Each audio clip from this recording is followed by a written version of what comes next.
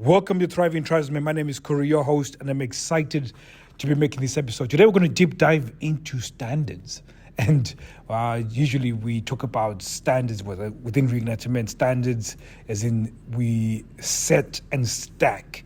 And it's something that I've been teaching lately, and I've taught a few guys within the reignited men, especially when they really needed this. I've sort of touched an overview to the other guys who are a little bit advanced. But I thought this is a very good time to really dive in a little bit deeper into what that looks like in terms of really changing things within your relationship. Because when you set the standards a little bit higher than that are already set right now, it can change everything within your relationship. Now, when people say this is not new news. Some of you guys know that you need to raise your standards. Some of you guys need to know that there's something that needs to change that is to do with standards. But it's something that is spoken about, but nobody really dives in deep. And I've looked many places, but I started trying to look in my relationship and see what is it that makes good standards within a relationship, and what does that look like? And in terms of really breaking it down in terms of from a behavioral level, rather than just this is the idea and this is what you're meant to be doing. And everybody knows that you need to be raising your standards. You need to be doing all these other things. But I'm really going to dive deep. I'm not going to try to spend too much time.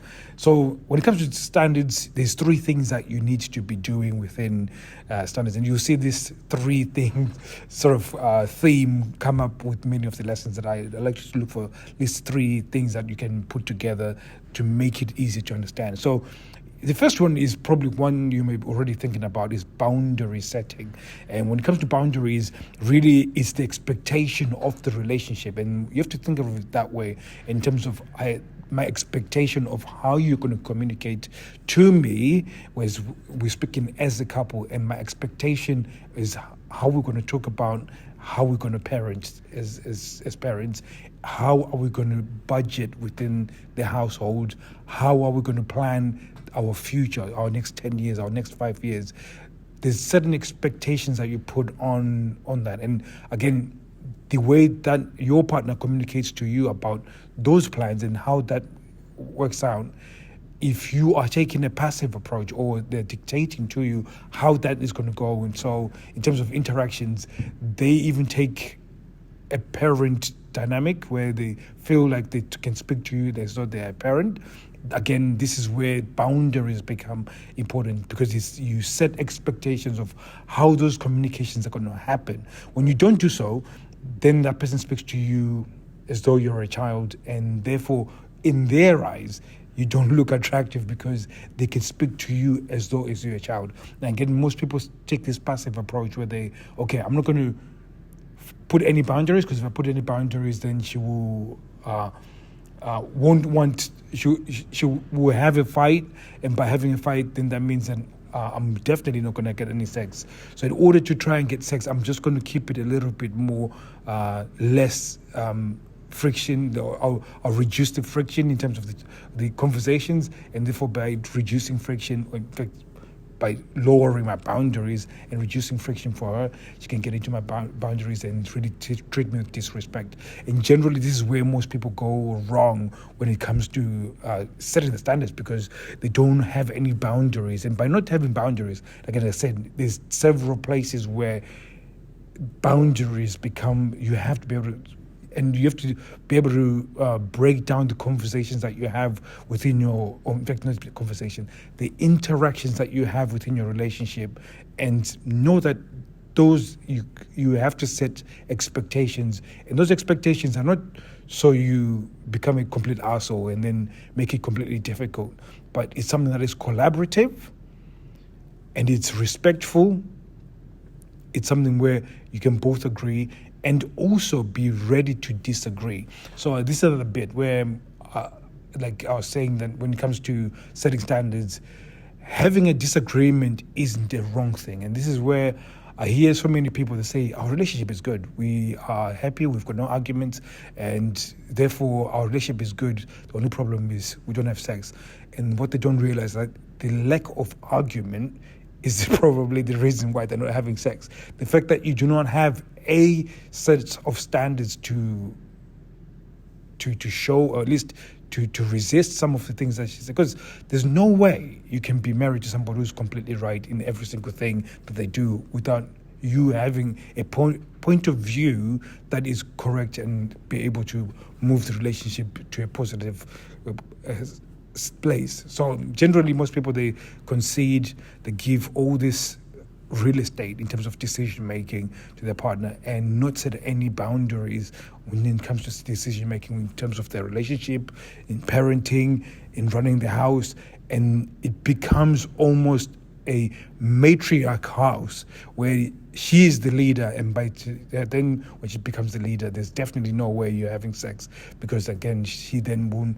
She's got no respect for you. She doesn't see you as somebody who's of equal or at least even higher than her for her to then chase after you. So that's one part of it. And this is that when it comes to boundaries. And then the next place is decision making. So when it comes to decision making, which is still within the confines of boundaries, but when it comes to decision making, is being able to be decisive as well as being divisive. I think this is a very important part when it comes to decision making. Sometimes you come up with a decision, but then when it comes to putting it in terms of where you want to go as a couple, as a family, as in terms of your household, you then don't make any decisions. You allow that decision making to be done for you. So you're so passive when it comes to decision making. That again becomes a lowering of your standards, because again, if you can't make a decision and she has to make decisions for you, it means that you don't have any standards. You don't have any say in what you when it comes to decision making. And again, this is it lowers your value, not just as a man, but from a sexual standpoint. So it's a very important piece that you have to understand. And when it comes again to decision making, again, most people don't want to make decisions because they've had decisions that have gone bad in the past. So therefore, they don't want to make decisions. And again, you have to be able to make decisions. And recently, when my wife we were talking about, we've planned Christmas and we're going away for Christmas. And it's costing money. And we started planning some other things. And we started realizing that maybe the logistics of having food and then having to cook the food and then carry the food, it might be quite difficult. So it might need to, we were considering booking a restaurant and then having Christmas dinner that way. It was going to work out a little bit more expensive. So we're looking at all of this, and she was getting a little bit anxious about the whole thing. And she was saying, do you think this was a good decision for us to do this? I said, I don't really know. But what I know is that when we thought about the idea and we came to the conclusion that this is what we wanted to do, we made the decision together and we thought this was the right thing for our family. I don't know if it's going to be a really good Christmas. None of us will know that because it's in the future. The only way we can know if it's a good idea is after Christmas. So until then, until we've gone through it, let's not worry about it. Let's move forward and continue doing what we're doing. Everything is going to be okay. And that was an example of decision making that's collaborative. Again, I've made that decision. She might start second guessing the decision that we've made, but I'm still solid on the thing that we made. The moment she says I'm second guessing this idea, and then all of a sudden I'm second guessing with her, all of a sudden it's not what leaders do.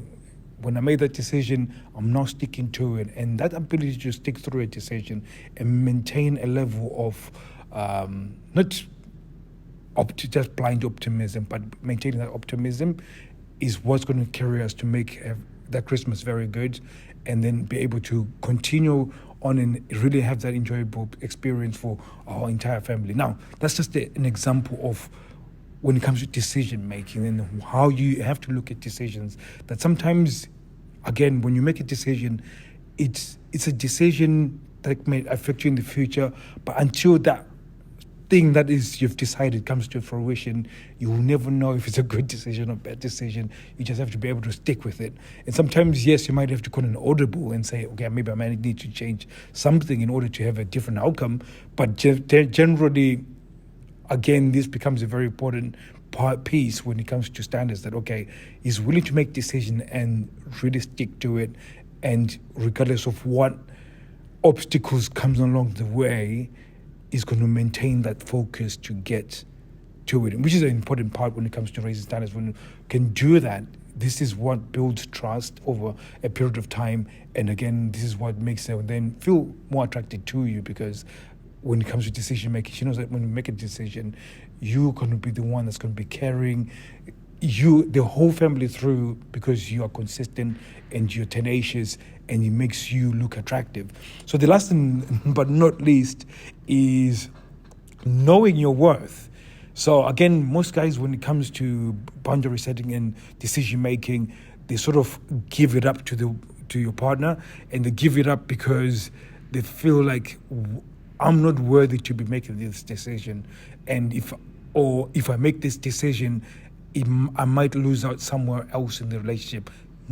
9 times out of 10, sex. So they're thinking, okay, if I bring any friction to all this decision making, or bring any friction in terms of building boundaries, then I might lose out on sex. Now, if you know that you're sexy and you believe that you're sexy, that she's missing out by not having sex with you, this becomes a very powerful thing, because all of those other things that you're doing is priming you for you to be able to have sex. For you building boundaries, you being able to make good decisions, at least make some decisions, and being able to stick through to those decisions, is exactly what will build respect for you within that relationship, and therefore gives you the opportunity for her to see your worth. Because again, she will look through all of that and think, is he worth having sex with? And if you know that you're the shit and you're amazing, then she will see that. But generally, most of you guys don't think you're amazing. You think you're not that good looking. You talk yourself down, and the fact that you've allowed her to walk all over you, and in terms of not putting up any boundaries when it comes to decision making, you're not willing to make any decision. You're willing to be more passive rather than proactive when it comes to decision making. All of that then makes you seem like there's no worth towards you, and you believe it because you've never had to stand. You've never made a stand within the relationship, and this has weakened you over a period of time. Ladies and gentlemen, this is your time to actually stand up and make those decisions, put up those boundaries, and really know that you're worth. Like, if she doesn't have sex with you ever again, you're all good.